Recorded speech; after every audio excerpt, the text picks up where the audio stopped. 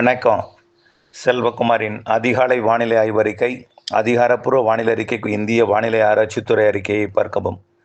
2026 மே 19 செவ்வாய்க்கிழமை அதிகாலை நிலவர வானிலை பதிவு. காற்று சுழற்சி தமிழ்நாட்டின் வளிமண்டலம் வழியாக கர்நாடகா வழியாக அரபிக்கடலில் மங்களூரு மற்றும் உடுப்பி இடைப்பட்ட பகுதியில், அதாவது கர்நாடகாவின் தெற்கு கரையோரத்தில் நீடிக்கிறது. தெற்கு கேரளாவில் நீடித்த காற்று சுழற்சியும் கர்நாடகாவின் தெற்கு பகுதியில் நீடித்துக் கொண்டிருக்கூடிய காற்று சுழற்சியும் ஒன்றிணைந்து சுழன்றாலும், நம்முடைய வளிமண்டலம் வழியாக கடந்து சென்ற காற்று சுழற்சி சற்று வலிமை பெற்றிருக்கிற காரணத்தினாலே தெற்கே இருந்ததும் ரெண்டும் ஒன்றிணைந்து கர்நாடகா மங்களூரு உடுப்பி பகுதியில் வலிமை பெற்றிருக்கிற காரணத்தினாலே கர்நாடகாவிலே மழை பொழிவு தீவிரமடைஞ்சிருக்கு. கர்நாடக எல்லையோர மாவட்டங்கள், ஆந்திர எல்லையோர மாவட்டங்கள், திருப்பதியில் கூட திருமலாவில் கொட்டி தீர்த்து வெள்ளப்பெருக்கு ஏற்படுத்தி இருக்கிறது. நேற்றைக்கு கோடை தரிசனத்தில் கூட கடுமையான ஒரு மழை பொழிவு, மக்கள் அவதிப்பட்ட அளவிற்கு கடுமையான மழை. தமிழ்நாட்டில் கன்னியாகுமரி மாவட்டம் தொடங்கி ராணிப்பேட்டை மாவட்டம் மற்றும் திருவள்ளூர் மாவட்டத்தோட திருத்தணி வரைக்கும் மழை நேற்றைக்கு. இதில்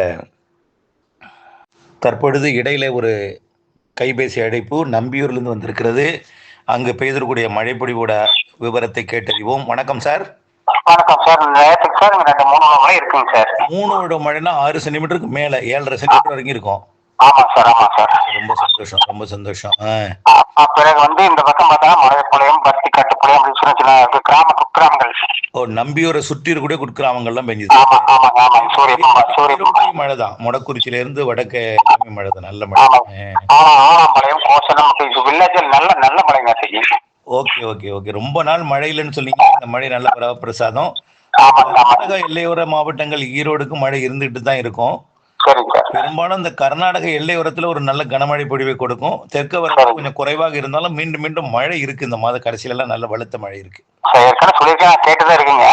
இருந்தாலும் நேற்றுக்கு 4 மணி ஆச்சுங்க சார் மொத்தம் வரைக்கும். ஓ, நன்றி. கெட்டு செய்யற மிக கனமழை கெட்டு செய்யற கிராமம். ஓகே, புரியல. எந்த ஊர் சார்? கெட்டி செவியூர் சார், நம்பியூர் ஒன்றியம். நம்பியூர் ஒன்றியம். ஓகே, நன்றி. குளப்பூர் அடுத்து வேட்டக்கார பேர், குளப்பூர் அடுத்து கெட்டி செவியூர் வரை குளத்தூர் வழியா. ஓ, நன்றி. அதே போல நேற்றைக்கு பல ஆண்டுகளுக்கு பிறகு அந்த திண்டுக்கல் மாவட்டம் பழனிக்கு வடக்கே இருக்கக்கூடிய நரிக்கல்பட்டிக்கும் மேற்க மீண்டும் குளங்கள்லாம் நிரம்பிடுச்சு. 2வது நாள் மழை. அந்த இடத்த நான் சொல்லல, விட்டுட்டேன். அதுக்கப்புறம் தான் தகவல் வந்துச்சு. அது நேற்று முன்தினம் பெய்த இடத்துல இல்லாம இன்னொரு இடம், அது உலகத்திற்கு மாறான மழையா இருந்துச்சுன்னு பெருமையோட சொன்னாங்க. ரொம்ப சந்தோஷம் சார். நன்றி. அதே போல நேற்றைக்கு ஈரோடு மாவட்டம் மொடக்குறிச்சியில 42 மில்லிமீட்டரும், தாளவாடியில 23 மில்லிமீட்டரும், அம்மாப்பேட்டையில 16 மில்லிமீட்டரும், ஈரோட்டில் 16 மில்லிமீட்டரும், எலந்தைக்குட்டைமேடு 15 மில்லிமீட்டர், கொடுமுடி 13 மில்லிமீட்டர், பவானி மற்றும் கோபிச்செட்டிப்பாளையம், கவுண்டம்பாடியெல்லாம் மழைப்பொழிவு தான். நல்ல மழைப்பொழிவு பொழிந்திருக்கிறது. அடுத்தபடியாக இன்னும் மழைப்பொழிவு நிறைய இடங்கள் இருக்கிறது. கிடைக்கப்பட்ட தகவலை முதல்ல பார்ப்போம். கன்னியாகுமரி மாவட்டம் மாம்பழத்துறையாறு 89.6, கிட்டத்தட்ட 90 மில்லிமீட்டர் மழை பெய்திருக்கிறது. 9 சென்டிமீட்டர் மாம்பழத்துறையாறு. அடுத்தபடிங்க Anaikidangu 88 millimetre, Colachel 87 millimetre, Eraniel 81 millimetre, Perunchani 63 millimetre, Adayamadai 62 millimetre, Puthan அணை 60 மில்லிமீட்டர். அடுத்தபடியாக Suralakode 57 millimetre, Thuckalay 56 millimetre, Nagercoil 52 millimetre, Kuzhithurai 51 millimetre, Kuruthancode 48 millimetre, Pechiparai 47 millimetre, Mylaudy 44 millimetre, Chittar 40 millimetre, Mukkadal அணை 39 millimetre, Balamore 39 millimetre, Thirparappu 35 millimetre, Sivalogam 32 millimetre, மேலும் களியல் 31 மில்லிமீட்டர், மேலும் கோழிப்போர் விலை 30 மில்லிமீட்டர், முள்ளங்கினா விலை 25 மில்லிமீட்டர், கொட்டாரம் 21 மில்லிமீட்டர், ஆரல்வாய் மொழி 16 மில்லிமீட்டர், பூதபாண்டி மற்றும் கன்னிமாரும் மழை. கரூர் மாவட்டத்தில் பார்த்தீங்கன்னா மயிலம்பட்டி 35 மில்லிமீட்டர்.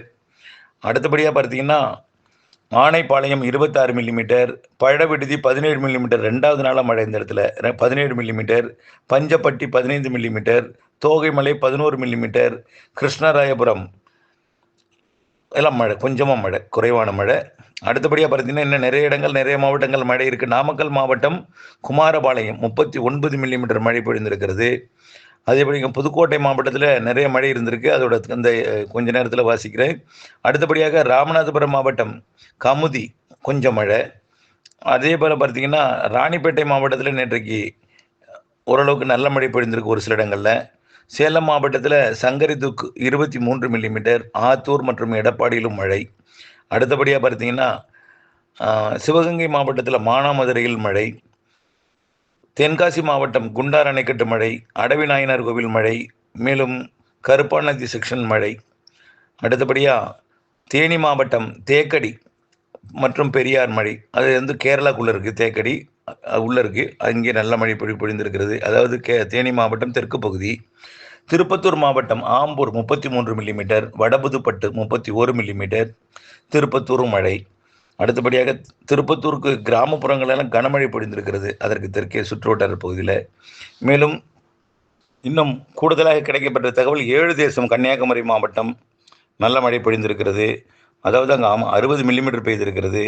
மேலும் பார்த்தீங்கன்னா பாலூர் 52 மில்லிமீட்டர் கன்னியாகுமரி மாவட்டம், கள்ளுக்கூடம் 89 மில்லிமீட்டர், அதாவது 90 மில்லிமீட்டர் பேருங்க.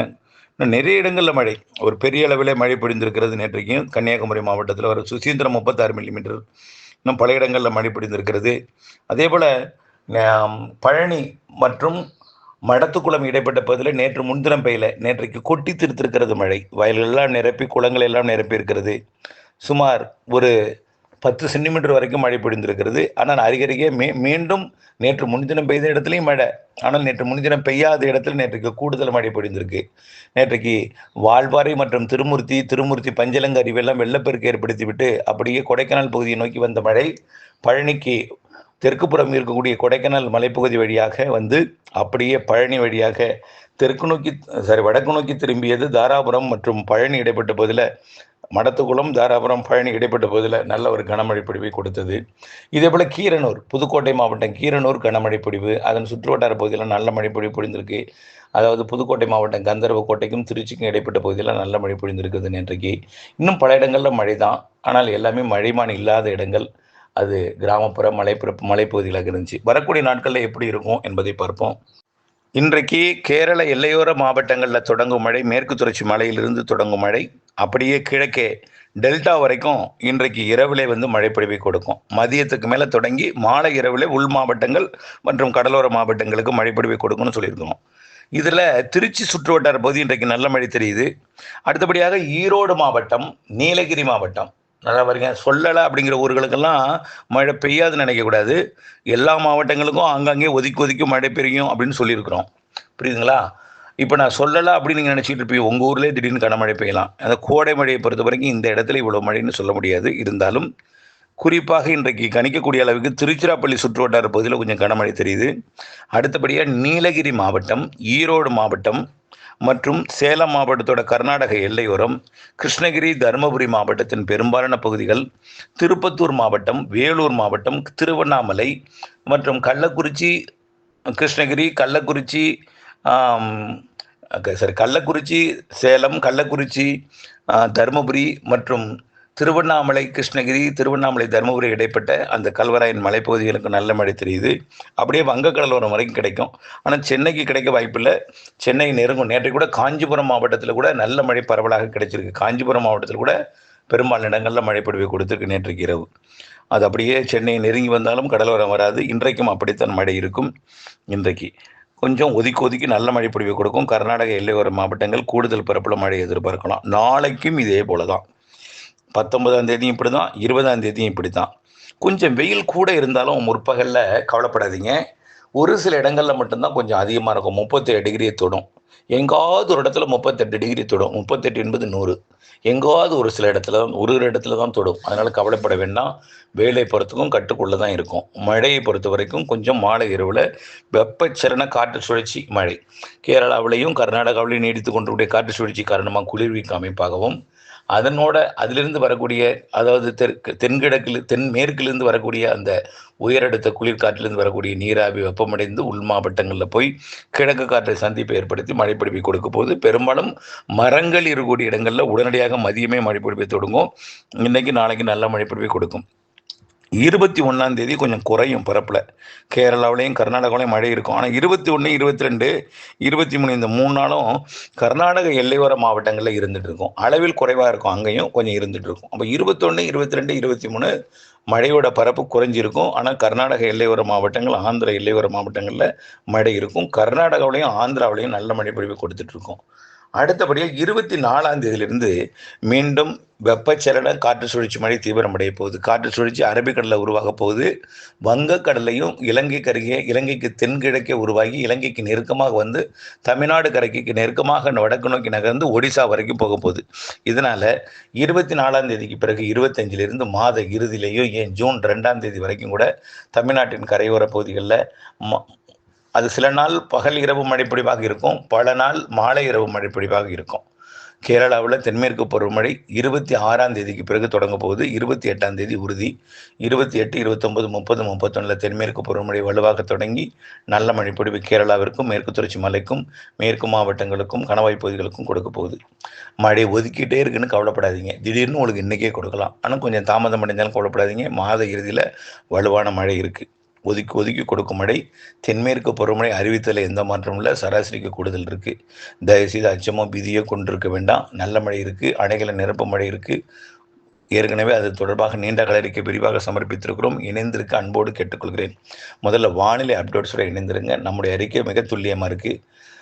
கிட்டத்தட்ட 6 லட்சம் பேர்கிட்ட நம்ம அறிக்கையில் சப்ஸ்கிரைப் இருக்கீங்க. ஆனால் அறிக்கையை பார்க்குறது இன்னமும் சும்மா 2000, 5000 பேர் தான். தயவுசெய்து ஃபார்வர்ட் பண்ணுங்கள். அவர்களும் இதை புரிந்து கொண்டு திட்டமிட்ட வேளாண்மை செய்யட்டும். ஆகவே புயல் வந்தால் மட்டும் வானிலை அறிக்கைக்குள் வந்து அறிக்கையை பார்ப்பது மட்டுமல்லாமல் விவசாயிகளாகிய நாம வானிலையோடு இணைந்திருந்து பணி செய்தால்தான் லாபம் அடையும். ஆகவே இன்றைக்கு சொல்லக்கூடிய அறிக்கை நாளைக்கு அந்த வார்த்தை வராது.